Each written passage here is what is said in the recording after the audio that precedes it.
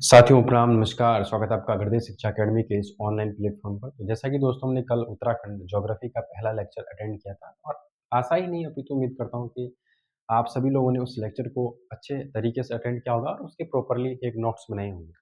साथियों देखिए, ऐसा नहीं कि हम एक ही बारी में चीज़ पढ़ लें और एक ही बारी में हमारी वो माइंड में सेटअप हो जाए, ऐसा नहीं होता है। धीरे-धीरे चीज़ें होती है, धीरे-धीरे आपका नॉलेज बढ़ेगा और एक दिन वही नॉलेज आपको सफलता की ओर ले जाएगा। साथियों यहाँ पर कबीर जी का एक दोहा याद आता है कि धीरे-धीरे रे मना, धीरे सब कुछ होए, माली सींचे सौ घड़ा ऋतु आए फल। ऐसा नहीं है कि एक ही बारी में सभी चीज़ें कवर अप हो जाती हैं, टाइम लगता है, समय लगता है और वो चीज़ें एक दिन फुलफ़िल हो जाती है।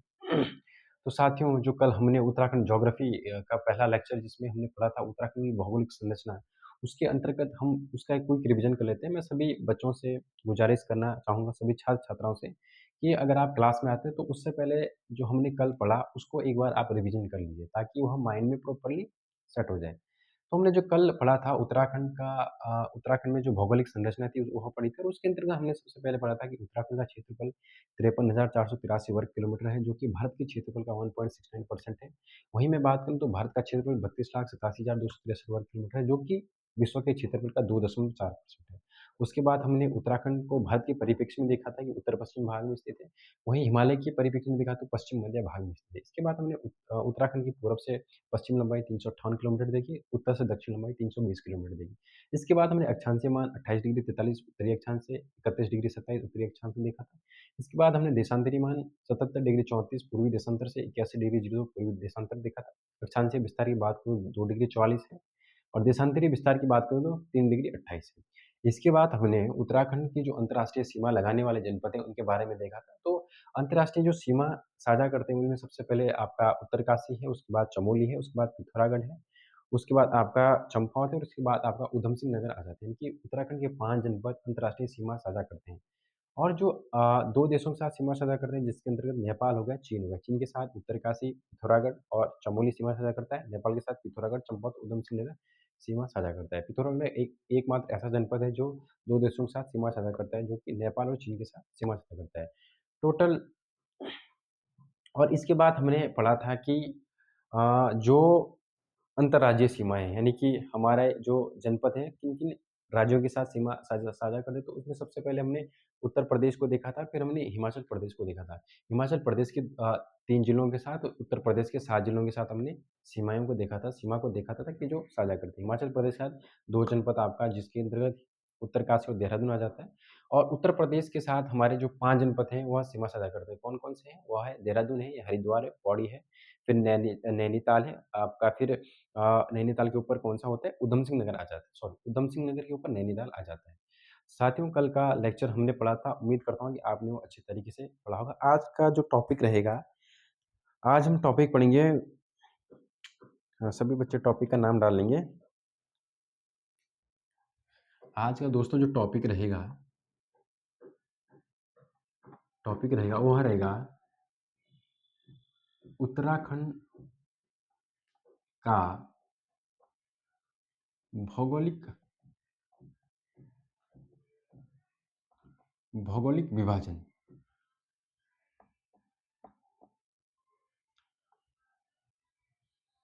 सभी बच्चे एक बार हेडिंग डालेंगे कि आज का जो टॉपिक है वो है उत्तराखंड का भौगोलिक विभाजन।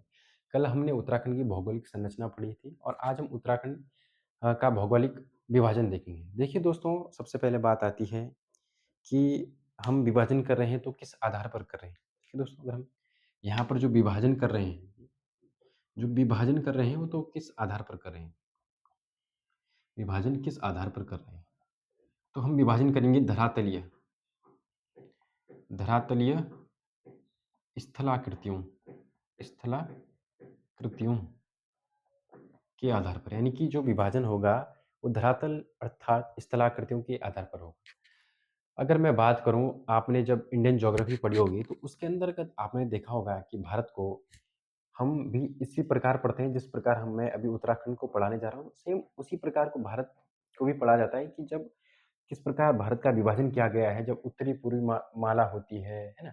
पहाड़ी मैदान होते हैं, गंगा का मैदान होता है, तराई भावर क्षेत्र होता है, आदि इत्यादि, उसको तो बाद में पढ़िए।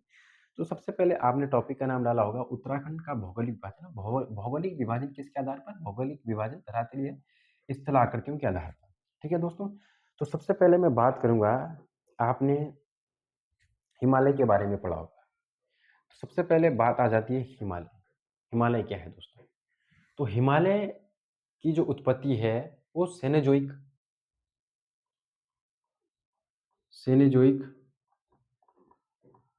महाकल्प के अंतर्गत होती है,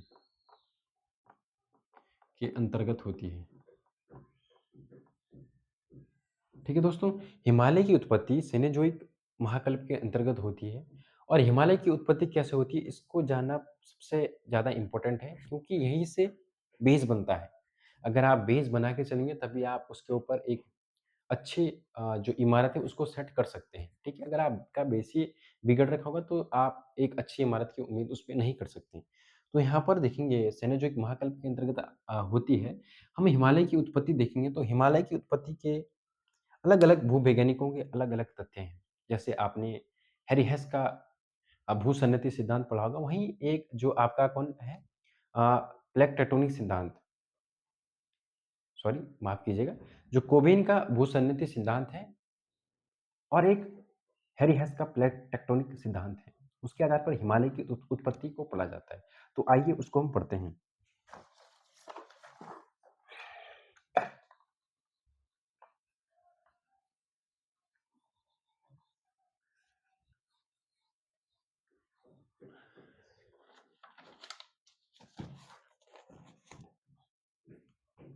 तो दोस्तों जो मैंने कहा कि कोबेन का भूसन्नति सिद्धांत हम पढ़ेंगे कि कोबेन का भूसन्नति सिद्धांत क्या कहता है। तो सबसे पहले एक बार हम इंडिया का फिगर आउट कर लेते हैं। एक बार ऐसे कुछ भारत इस प्रकार फैला था। अ, भारत कुछ इस प्रकार फैला था, आप देखेंगे ऐसे इस प्रकार का।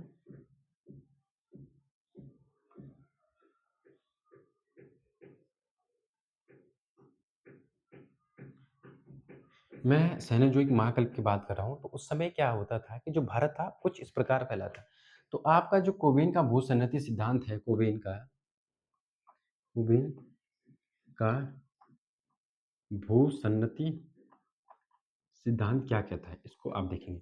तो कोबेन के भूसन्नति सिद्धांत के आधार पर जहाँ आज हिमालय स्थित है, यानी कि हिमालय आज कहाँ पर स्थित है, ऐसे, ऐसे करके आज कुछ हिमालय स्थित है। इधर जम्मू कश्मीर के नामचा पर्वत से लेकर इधर अरुणाचल प्रदेश, इधर ऐसे-ऐसे में इधर प फैला हुआ है। ठीक है दोस्तों? तो जो यहाँ पर पहले क्या था, तैतीस सागर हुआ करता था, ऐसे में। कुछ इस प्रकार यहाँ पर तैतीस सागर पहले हुआ करता था। 33 सागर हुआ करता था और ये किसके आधार पर पढ़े? कोवेन के आधार पर पढ़ा है। ठीक है दोस्तों? जब यहाँ पर 33 सागर हुआ करता था, तो यहाँ पर क्या हुआ कि जो नदियाँ थी, वो ऐसे में आती थी। इधर से आपने अ, यह गंगा नदी ऐसे आती थी, ठीक है ना? सिंधु नदी ऐसे में आती थी, ब्रह्मपुत्र नदी भी यहाँ से ऐसे में आती थी। तो जब ये नदियाँ आती तो अपने साथ क्या लाती थी? अवसाद लाती थी। क्या लाती थी? अवसाद लाती थी। अवसाद यानी गाद लाती थी, ठीक है? जब ये अवसाद लाने लगी तो एक समय बाद क्या हुआ कि धीरे-धीरे अवसाद यहाँ पर आने लगा ऐसे में और धीरे-धीरे अवसाद बड़ा सिकुड़ता गया और एक दिन अवसाद ने क्या ले लिया? हिमालय का रूप ले लिया। ठीक है दोस्तों? धीरे-धीरे इसकी लंबाई बढ़ती गई, ऊँचाई बढ़ती गई और एक दिन इन्होंने क्या किया कि सेनेजोइक महाकल्प में यह हिमालय का निर्माण हो जाता है। ठीक है दोस्तों? ये हुआ कोविन के भूसन्नति सिद्धांत के आधार पर। वहीं मैं हैरी हेस के प्लेट टेक्टोनिक सिद्धांत के आधार पर बात करूँ, यह खनिज सहायक जो 19 जनवरी को हुआ था 2025 में, उसमें आया था कि प्लेट टेक्टोनिक सिद्धांत किसका था? तो प्लेट टेक्टोनिक सिद्धांत हैरी हेस ने दिया था। उनके अनुसार भी देखते हैं, सबसे पहले इसको एक बार मिटा लेते हैं।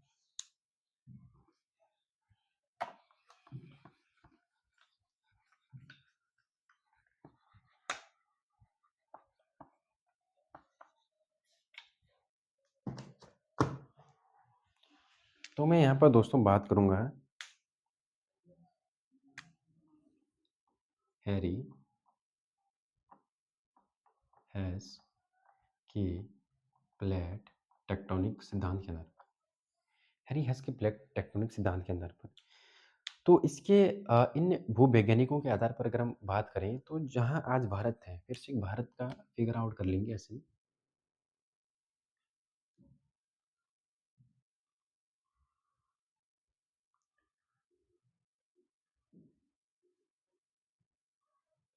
तो जो ये भारत पहले सेनोज़ोइक महाकल्प के पहले ऐसा कुछ ऐसा हुआ करता था, आप देख सकते हैं।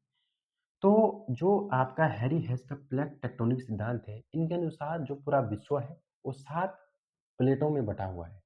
ठीक है दोस्तों, कुछ प्लेटें हैं, कुछ प्लेटें नहीं, उन प्लेटों कुछ को कुछ नाम दिया गया, जैसे अफ्रीकन प्लेट हो गई, यूरेशियन प्लेट हो गई, एशिया प्लेट हो गई, ऐसे-ऐसे कुछ कुल मिलाकर 7 प्लेटें हैं और पूरा पृथ्वी जो है वो 7 प्लेटों के आधार पर बँटा हुआ है। तो इनके अनुसार पहले यहाँ पर 33 सागर भी इनके अनुसार हुआ करता था और इसके ऊपर अंगारा लैंड हुआ करती थी। अंगारा लैंड हुआ करती थी और इधर आपका गोंडवाना लैंड हुआ करती थी।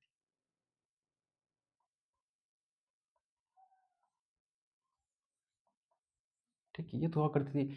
लेकिन इनके अनुसार यहाँ पर पहले यूरेशियन प्लेट थी और भारत जो इंडियन प्लेट थी वो कुछ इस प्रकार थी। तो धीरे-धीरे क्या हुआ कि जो आपका इंडियन प्लेट थी वह ऊपर की ओर जाने लगी ऐसे में। उत्तर की ओर एक गतिमान होती गई और जब ये उत्तर की ओर गतिमान होती गई तो कुछ इस प्रकार यह ऊपर की ओर चलती गई और यहाँ यूरेशियन प्लेट स्थित थी और जब इन दोनों का आपस में टकराव हुआ, तो बीच में सिकुड़न उत्पन्न हुआ। जो वलन बल है वहाँ उत्पन्न हुआ और धीरे-धीरे क्या हुआ कि जो अगर 2 चीज़ें आपस में ऐसे ऐसे जुड़ेंगी, एक इधर से फ़ोर्स लगाएगा, एक इधर से फ़ोर्स लगाएगा, तो धीरे-धीरे ये बीच का चीज़ क्या होगी, ऐसे ऊपर की ओर उभर जाएगी।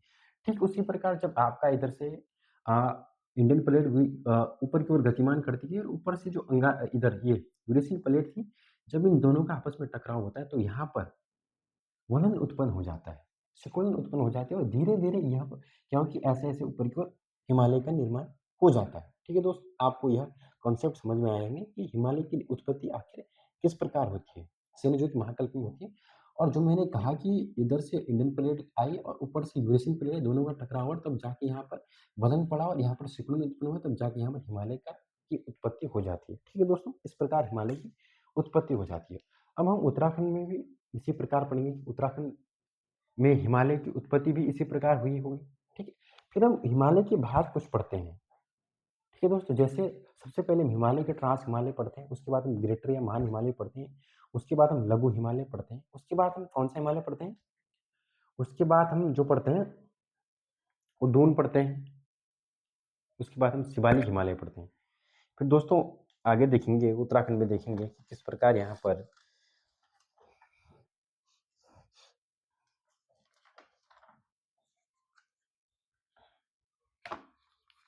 आप इसको नोट डाउन कर लेंगे, फिर मैं इसको मिटा देता हूँ।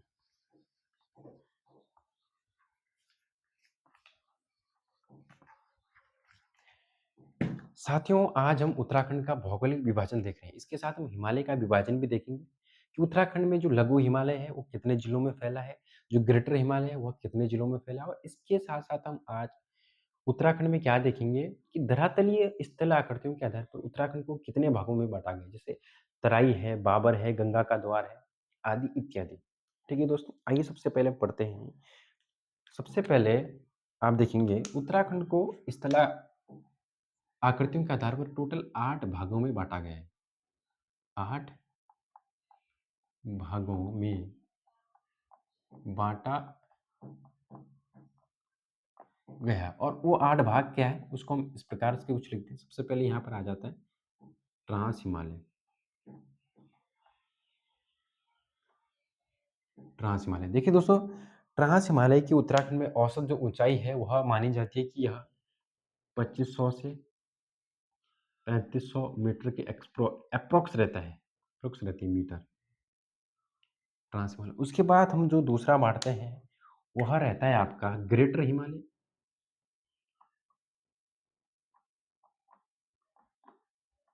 या महान हिमालय या इसको हिमाद्री भी कहा जाता है। ठीक है दोस्तों? और इसकी ऊँचाई उत्तराखंड में औसतन रहती है इसकी जो ऊँचाई है, वह औसतन उत्तराखंड में रहती है 4500 मीटर से 7817 मीटर तक आपने नंदा देवी पश्चिमी की ऊँचाई पड़ी होगी 7817, यह उसी को दर्शाता है। तो जो मैंने कहा कि ट्रांस हिमालय की ऊँचाई उत्तराखंड में 2500 से 3500 मीटर के एप्रॉक्स है। उसके बाद जो ग्रेटर हिमालय या महान हिमालय उसकी ऊँचाई उत्तराखंड में 4500 से 7817 मीटर तक है। इसके बाद जो तीसरा हमारा हिमालय आता है, वह आता है लघु हिमालय। तीसरा जो हमारा आता है, वह होता है लघु हिमालय। लघु हिमालय या इसको बाह्य हिमालय भी कहा जाता है। इसकी जो ऊँचाई है, वह उत्तराखंड में 1200 से 4500 मीटर तक है।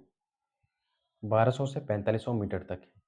अब मैं बात करूँगा कि सर जो ट्रांस हिमालय है, वह उत्तराखंड के कितने जिलों में फैला हुआ है? तो ट्रांस हिमालय उत्तराखंड के 3 जिलों में फैला हुआ है। और वह 3 जिले कौन-कौन से हैं? यह 3 जिले हमारे जो अंतर्राष्ट्रीय सीमा साझा करते हैं, उसके अंतर्गत है। सबसे पहला आपका उत्तरकाशी आ जाता है, उसके बाद आपका चमोली आ जाता है, उसके बाद आपका पिथौरागढ़ आ जाता है। और वहीं मैं बात करूँ कि ग्रेटर हिमालय उत्तराखंड के कितने जिलों में फैला है? तो 3 का दुगुना कर देंगे आप 6। उत्तराखंड में जो ग्रेटर हिमालय वह 6 जनपदों में फैला, जिसके अंतर्गत आपका 3 तो ये ऊपर वाले आ जाते हैं और 3 फिर आप देखेंगे एक रुद्रप्रयाग हो जाता है, एक आपका टिहरी हो जाता है और एक आपका बागेश्वर हो जाता है। बागेश्वर हो जाता है। ठीक है दोस्तों, तो जो मैंने कहा कि ट्रांस हिमालय 3 जनपदों में फैला है, ग्रेटर हिमालय आपका 6 जनपदों में फैला है और जो लघु हिमालय है, ये आपका 9 जनपदों में फैला हुआ है। 9 जनपदों में फैला हुआ है। साथियों, तो आज हम ट्रांस हिमालय और ग्रेटर हिमालय को पढ़ेंगे, बाकी जो बचता है उसको हम कल पढ़ेंगे। ठीक है दोस्तों? बाकी जो इसके बाद हमने जो जैसे ट्रांस हिमालय पढ़ा, ग्रेटर हिमालय पढ़ा, लघु हिमालय पढ़ा, इसके बाद आपका आता है दून या द्वार आता है, उसके बाद आपका शिवालिक हिमालय आता है, उसके बाद आपका बाबर आता है, फिर तराई आता है, फिर आठवां आपका गंगा का मैदान आ जाता है। ठीक है? तो आज 2 हम पढ़ेंगे और जो बचते 6 हैं उसको हम कल पढ़ेंगे। बचे 6 हैं, उसको हम कल पढ़ेंगे। और मैंने कल एक टॉपिक भी छोड़ा था शायद जिसमें हमने कुमाऊँ मंडल के जो जिले हैं, उनकी सीमाएँ गढ़वाल मंडल के जिलों के साथ बनती हैं। वह कौन-कौन से जिले थे, उनको हमने नहीं पढ़ा था, उस टॉपिक को आज क्लियर करेंगे। और जो ये 2 हिमालय हैं, इसको आज क्लियर करेंगे। ठीक है दोस्तों, एक बार इसको मैं मिटा लेता हूँ, फिर इसको अच्छे से पढ़ते हैं।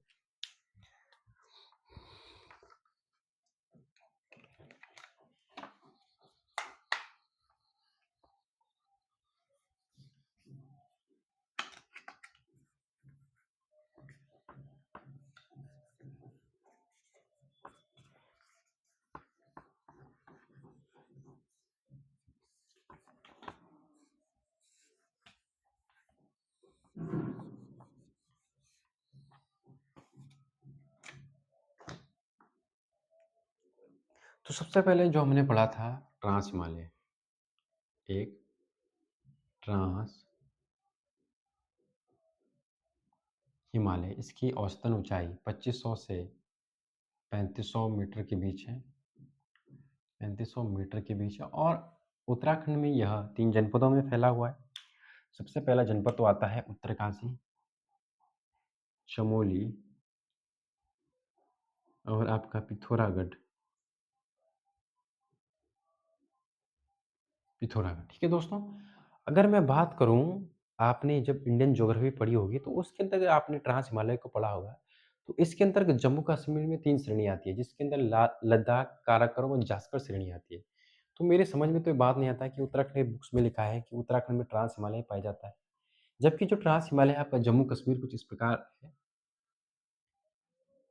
इधर ऐसे में। और जो इधर है लद्दाख, काराकोरम, जास्कर श्रेणी ऐसी फैली हुई है। ठीक है? जम्मू कश्मीर में फैला है तो भूवैज्ञानिक उत्तराखंड की बुक स्टैंडर्ड बुक्स में लिखा है कि ट्रांस हिमालय उत्तराखंड में भी पाया जाता है, पर किस बेसिस पे पाया जाता है ये अभी तक कुछ पता नहीं चला है। ठीक है दोस्तों? पर जब लिखा है तो पढ़ना तो पड़ेगा ही, तो इसके अंदर उत्तरकाशी आ जाता है, चमोली आ जाता है, पिथौरागढ़ आ जाता है और जो इम्पोर्टेंट चीज़ है कि इसके अंतर्गत जो जक्सर श्रेणी आती है, जक्सर श्रेणी आती है। और दोस्तों शायद मुझे ध्यान आ रहा है कि पटवारी या वीडियो 2022 में सवाल बना था कि जो लिपुलेख दर्रा है वह उत्तराखंड के किस हिमालय के अंतर्गत आता है? तो इसको इम्पोर्टेंट मार्क करेंगे, इसको इम्पोर्टेंट मार्क करेंगे। जो लिपुलेख दर्रा है वह यूके उत्तराखंड के वह ट्रांस हिमालय के अंतर्गत आता है और इसके अंतर्गत कुछ अन्य दर्रे भी आते हैं जैसे नीति है, नीति दर्रा है, किंगरी बिंगरी है, किंगरी बिंगरी है, सलसला है, सलसला है और बार होती है।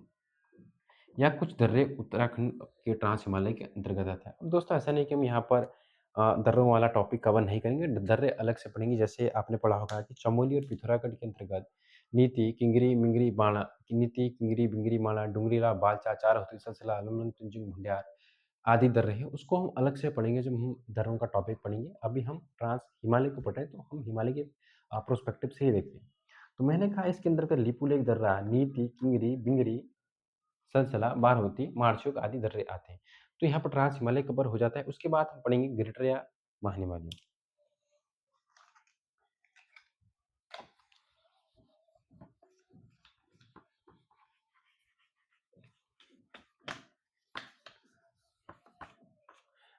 और मैं एक चीज़ आपको बता दूँ कि जो ट्रांस हिमालय है, ट्रांस हिमालय और जो आपका ग्रेटर हिमालय है, इनके मध्य जो इनको विभाजित करती है वह सच्चर ज़ोन या हिंज लाइन है। हम लिखेंगे वह सच्चर ज़ोन या हिंज लाइन है।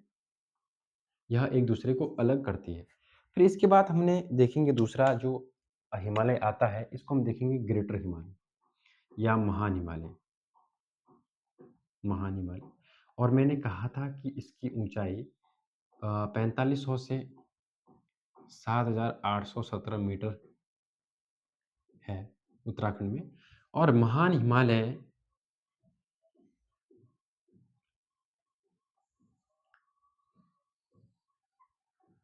तो सबसे पहले हमने बात की कि महान हिमालय, ग्रेटर हिमालय, इसकी जो ऊंचाई है 4500 से 7817 मीटर है और यह वर्ष भर हिमाच्छादित रहता है। वर्ष भर हिमाच्छादित रहता है, जिसके कारण इसे हिमाद्री भी कहा जाता है। हिमाद्री भी कहा जाता है। ठीक है दोस्तों, मैंने कहा कि जो महान हिमालय है वह वर्ष भर हिमाच्छादित रहता है और हिमाच्छादित रहने के कारण इसको हिमाद्री भी कहा जाता है। इसको एक बार आप नोट डाउन कर लेंगे, तब तक मैं इसको मिटा दूँ।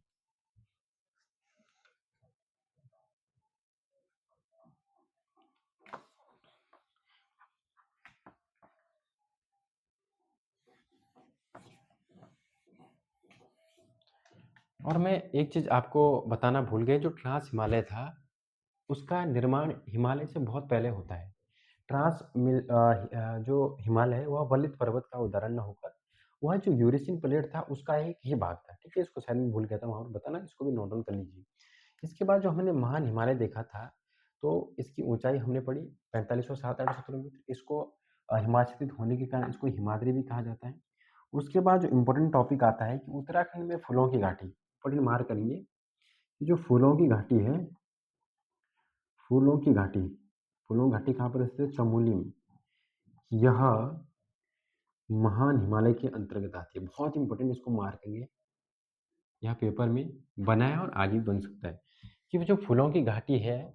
अब आपको मैं एक सवाल पूछता हूँ कि जो फूलों की घाटी राष्ट्रीय उद्यान है, जिसकी स्थापना 1982 में होती है और इसका क्षेत्रफल 87.50 है। ठीक है दोस्तों, तो जो फूलों की घाटी है वह कौन से हिमालय के अंतर्गत आती है? वह महान हिमालय के अंतर्गत आती है। ठीक है, इतनी चीज़ें क्लियर होती है, बिल्कुल क्लियर होती है। हम इसके आगे पढ़ते हैं कि यह 6 जिलों में, पहले इसको मिटा लेंगे कि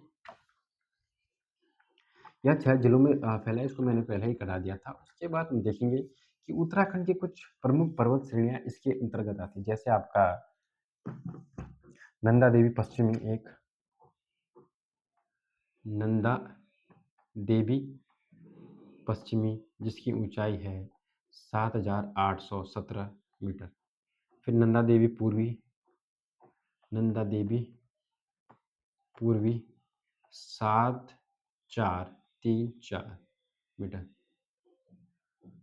वहीं मैं बात करूं नंदा देवी पश्चिमी, नंदा देवी पूर्वी, वहीं मैं बात करूं कामेट की, कामेट पर्वत इसकी ऊंचाई है 7,756। कामेट की जो ऊंचाई है वो है 7,756। उसके बाद जो मैं बात करूं कि नंदा देवी पूर्वी त्रिशूल पर्वत की ऊंचाई है, त्रिशूल पर्वत 7,120। नंदाकोट जो कि आपका चमोली और पिथौरागढ़ के अंतर्गत है 6,861। और उसके बाद में बात करूँ माणा की, माणा है वो आपका 7,272। बद्रीनाथ पर्वत की बात करूँ 7084 मीटर। ठीक है दोस्तों। उसके बाद मैं बात करूँ अगर नर पर्वत की तो नारायण पर्वत की 5,965। नारायण पर्वत जो कि चमोली में स्थित है। इसको एक बार आप नोट डाउन कर लेंगे, फिर हम इसको मिटा देते हैं। वहीं मैं बात करूँ गंधमादन पर्वत 6,984। दोस्तों इस टॉपिक को हम अलग से लेके आएंगे। उत्तराखंड की जो प्रमुख पर्वत श्रेणियाँ हैं कौन कौन सी कहाँ है और किसकी लंबाई कितनी है, उसको हम अलग से टॉपिक पढ़ेंगे। ठीक है दोस्तों, तब तक मैं इसको मिटा देता हूँ।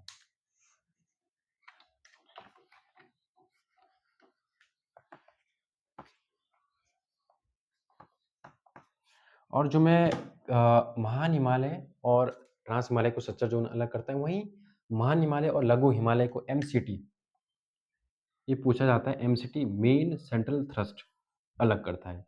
दोस्तों आज हम 2 टॉपिक्स ये पढ़े हैं, इसको यहीं पे ख़त्म करते हैं और जो हमने कल छोड़ा था उसको आज हम फिर से पूरा करते हैं।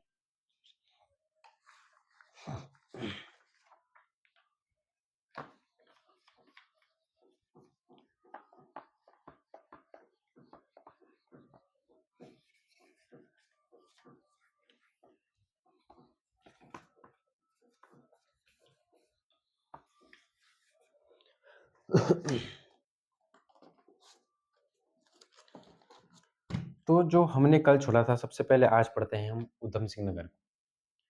एक USN यानी कि ऊधम सिंह नगर की स्थापना 30 सितंबर 1995 को होती है। और जो ऊधम सिंह नगर जनपद है इसका क्षेत्रफल कितना है? 2542 वर्ग किलोमीटर है। तो आपका जो ऊधम सिंह नगर जनपद है यह सबसे पहले तो आपकी सीमा साझा करता है किसके साथ? यह सबसे पहले सीमा साझा करेगा आपका नैनीताल के साथ और चंपावत के साथ। नैनीताल और चंपावत के साथ यह सीमा साझा करता है। ऊधम सिंह नगर की स्थापना 30 सितंबर 1995 को नैनीताल और चंपावत के साथ यह सीमा साझा करता है। 2542 का क्षेत्रफल रहता है। उसके बाद हम दूसरा जनपद देखेंगे। दूसरा जनपद आपका आ जाता है चंपावत। चंपावत की स्थापना 15 सितंबर 1997 को होती है और इसका क्षेत्रफल 1766 है, जो कि उत्तराखंड में किसी भी जनपद का सबसे कम क्षेत्रफल है। 1766 का क्षेत्रफल हो जाता है। और इसकी जो सीमा है आप देखेंगे, इसकी सीमा सबसे पहले नैनीताल से, उसके बाद अल्मोड़ा से, उसके बाद पिथौरागढ़ से और नीचे आपके USN यानी कि ऊधम सिंह नगर से बनती है। ठीक है दोस्तों, मैंने कहा जो आपका चंपावत जनपद है इसकी स्थापना 15 सितंबर 1997 को होती है। इसका क्षेत्रफल 1766 वर्ग किलोमीटर है। इसकी सीमाएं नैनीताल, अल्मोड़ा, पिथौरागढ़ और ऊधम सिंह नगर से बनती है। ठीक है दोस्तों, इतना क्लियर होता है। इसके बाद हम अगले टॉपिक्स अगले जिले को पढ़ते हैं। साथियों पेन गिर गया नीचे, सॉरी।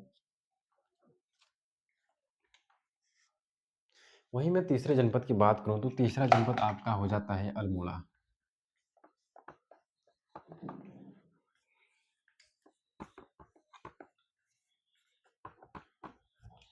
जो आपका तीसरा जनपद होता है अल्मोड़ा। अल्मोड़ा अल्मोड़ा की स्थापना 1891 में होती है। इसका क्षेत्रफल 3139 वर्ग किलोमीटर है। अल्मोड़ा जनपद आपकी सीमा साझा करेगा। सबसे पहले अल्मोड़ा जनपद सीमा नैनीताल से करेगा। उसके बाद अल्मोड़ा चंपावत के साथ अपनी सीमा साझा करेगा। उसके बाद यह जनपद जो है ऊपर चमोली के साथ अपनी सीमा साझा करेगा। चमोली के साथ यह जो सीमा साझा करेगा वो बागेश्वर के साथ सीमा साझा करेगा। मैंने कहा कि जो अल्मोड़ा जनपद है वह नैनीताल के साथ, 1 चंपावत के साथ, 2 चमोली के साथ, 3 बागेश्वर के साथ, 4 और 5वाँ आपका यह पिथौरागढ़ के साथ सीमा साझा करता है। और जो नैनीताल जनपद है यह आपका गढ़वाल के पौड़ी जनपद के साथ, बहुत इंपॉर्टेंट मार्क कीजिए, यह गढ़वाल के पौड़ी पौड़ी जनपद के साथ सीमा साझा करता है। देखिए दोस्तों, मैंने कहा कि अल्मोड़ा जनपद की स्थापना 1800 अल्मोड़ा जनपद इम्पोर्टेंट हो जाता है सीमा की दृष्टि से। अल्मोड़ा जनपद की स्थापना 1891 में होती है। इसका क्षेत्रफल 3139 किलोमीटर स्क्वायर है। यह नैनीताल, चंपावत, चमोली, बागेश्वर, पिथौरागढ़, पौड़ी आदि जनपदों के साथ सीमा साझा करता है। यानी कि यह कुल 6 जनपदों के साथ अपनी 6 जनपदों के साथ अपनी सीमा साझा करता है। के साथ अपनी सीमा साझा बच्चे इस टॉपिक को नोट डाउन कर लेंगे, फिर मैं इसको मिटाता हूँ।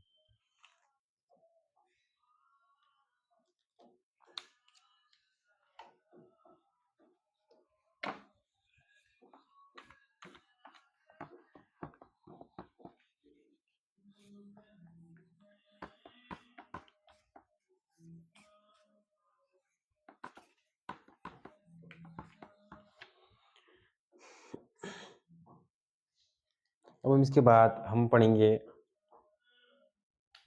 बागेश्वर जनपद को। बागेश्वर जनपद की स्थापना 15 सितंबर 1997 को होती है। इसका क्षेत्रफल 2246 है, 2246 है और बागेश्वर की सीमाएँ सबसे पहले आपका चमोली से, उसके बाद इसकी सीमा आपका अल्मोड़ा से और इसकी सीमा पिथौरागढ़ से लगती है। इसको सभी बच्चे नोट डाउन कर लेंगे।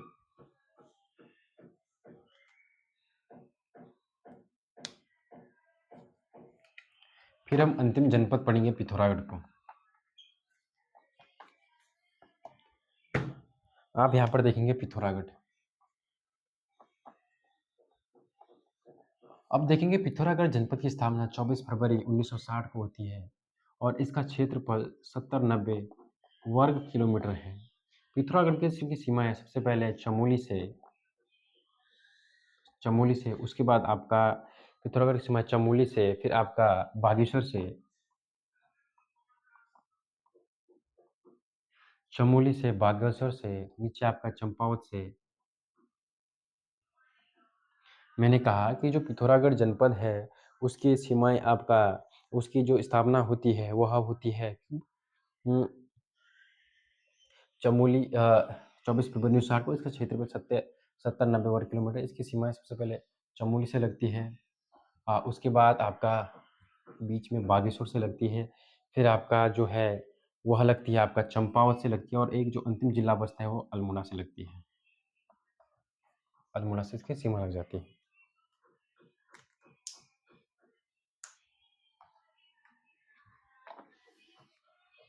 अब दोस्तों कुछ इंपॉर्टेंट फैक्ट याद रखेंगे सभी बच्चे, बहुत इंपॉर्टेंट है, पेपर के दृष्टिकोण से जरूर सवाल बन सकता है कि गढ़वाल मंडल के कितने जिले, गढ़वाल मंडल के कितने जिले कुमाऊं मंडल के साथ सीमा साझा करते हैं, तो गढ़वाल मंडल के याद रखना 2 जिले कुमाऊं मंडल के साथ सीमा साझा करते हैं। उनमें से कौन-कौन से? एक आपका पौड़ी हो जाता है और ये आपका चमोली हो जाता है। वहीं मैं बात करूँ कि कुमाऊं मंडल के कितने जिले हैं, कुमाऊं मंडल के कितने जिले गढ़वाल मंडल के साथ सीमा साझा करते हैं, तो 2 का दोगुना कर देंगे, 2 into 2 यानी कि 4 जनपद, 4 जनपद गढ़वाल मंडल के जनपदों के साथ सीमा साझा करते हैं, जिसके अंतर्गत सबसे पहले आ जाता है नैनीताल आ जाता है, अल्मोड़ा आ जाता है, नैनीताल, अल्मोड़ा आ जाता है। उसके बाद आपका पिथौरागढ़ आ जाता है,